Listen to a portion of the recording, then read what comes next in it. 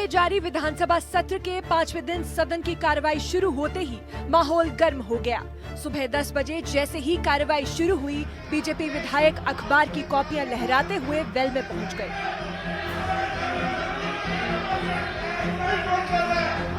अखबार में भ्रष्टाचार से जुड़ी बड़ी खबरें छपी हुई थी, जिस पर बीजेपी ने सरकार से जवाब मांगा, लेकिन स्पीकर ने प्रश्नकाल से पहले किसी नए मुद्दे पर चर्चा की अनुमति नहीं दी और यहीं से हंगामा शुरू हो गया।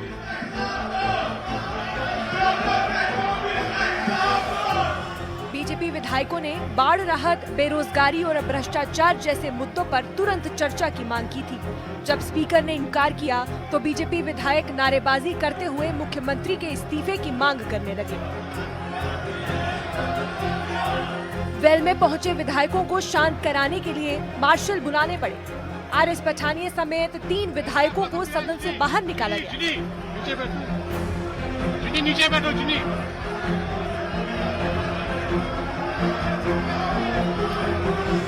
1 घंटे तक चले हंगामे के बाद जब प्रश्नकाल शुरू हुआ तो बीजेपी विधायकों ने वॉकआउट कर दिया। वहीं नेता प्रतिपक्ष सुनील शर्मा ने मुख्यमंत्री उमर अब्दुल्ला से इस्तीफे की मांग की। बहुत बड़ा स्कैम रिवील किया है। एक्सेलसियर की फ्रंट पेज स्टोरी है। करोड़ों रुपए के टेंडर्स अलॉट किए गए हैं, सारी गाइडलाइंस को वायलेट करके और किसी पर्टिकुलर आदमी को फायदा देने के लिए आज फ्रंट पेज स्टोरी है। मैं ये कहता हूं, उस कॉन्स्टिट्यूएंसी के एमएलए कौन है, उस कॉन्स्टिट्यूएंसी के मिनिस्टर कौन है, क्या वो उमर साहब के नजदीकी मिनिस्टर हैं, क्या वो लेट नाइट तक डिस्कशन करते हैं, नहीं करते हैं उमर साहब के साथ? अगर वो करते हैं, आप पता करिए, आज जो स्टोरी लगी, अगर वो लेट नाइट डिस्कशन करते हैं उमर साहब के साथ, क्या यही लेन देन की बातें चल रही है वहां पे? क्या यही स्कैम की बातें चल रही है वहां पे? अगर चल रही है तो आप रिजाइन करें। अगर आपको शक है तो सीबीआई को आप रेफर करें।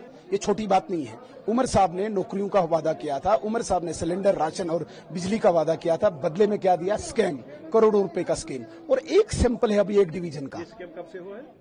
ये मुझे लगता है पूरे इसी साल से हुआ है। 2024 दिसंबर से उन्होंने दिखाया है। अभी 8 महीने का करोड़ों रुपए का स्कैम है, छोटी बात नहीं है। और मैं कहता हूं कि आपको मैं आग्रह करता हूं, आप पता करिए कि वहां के मंत्री कौन है। क्या वो उमर साहब के नजदीकी मंत्री नहीं है और लेट नाइट वो डिस्कशन नहीं करते हैं?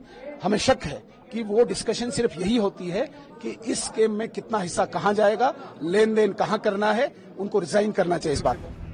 विपक्ष के शोर शराबे और वॉकआउट के बावजूद सदन की कार्यवाही आगे बढ़ती। इसी दौरान सरकार ने 4 अहम बिलों को पारित करवा लिया। मुख्यमंत्री उमर अब्दुल्ला ने रेंट अथॉरिटी बिल पेश किया, जिससे चर्चा के बाद पारित कर दिया गया। ये बिल मकान मालिकों और किराएदारों के अधिकारों को लेकर कानूनी ढांचा तय करेगा। सदन में हंगामा होता रहा, लेकिन विधायी प्रक्रिया बाधित नहीं हुई। उप मुख्यमंत्री सुरेंद्र चौधरी ने श्रमिकों से जुड़ा एक अहम बिल पेश किया। ये बिल दुकानों और प्रतिष्ठानों में काम करने वाले श्रमिकों के रोजगार और सेवा शर्तों को विनियमित करने से संबंधित है। वहीं पंचायती राज मंत्री जावेद अहमद डार ने 2 बिल पेश किए, एक पंचायती राज संशोधन बिल और दूसरा कोऑपरेटिव सोसाइटीज एक्ट संशोधन बिल। दोनों बिल पारित कर दिए गए, जिससे स्थानीय निकाय और सहकारी समितियों को नई कानूनी संरचना मिली। हंगामे के दौरान नेशनल कॉन्फ्रेंस के विधायक भी खड़े हो गए और बीजेपी के खिलाफ नारेबाजी शुरू कर दी। दोनों पक्षों के बीच तीखी बहस और आरोप प्रत्यारोप हुए। एनसी विधायकों ने विपक्ष पर सदन की गर्मी भंग करने का आरोप लगाया, जबकि बीजेपी ने सरकार पर भ्रष्टाचार ढकने का। दोनों पक्षों की इस टकराहट ने विधानसभा को सियासी रणभूमि में बदल दिया। आखिरकार स्पीकर को सत्र दोपहर बाद तक स्थगित करना पड़ा। जम्मू कश्मीर विधानसभा का ये सत्र एक बार फिर राजनीतिक टकराव की तस्वीर बन गया।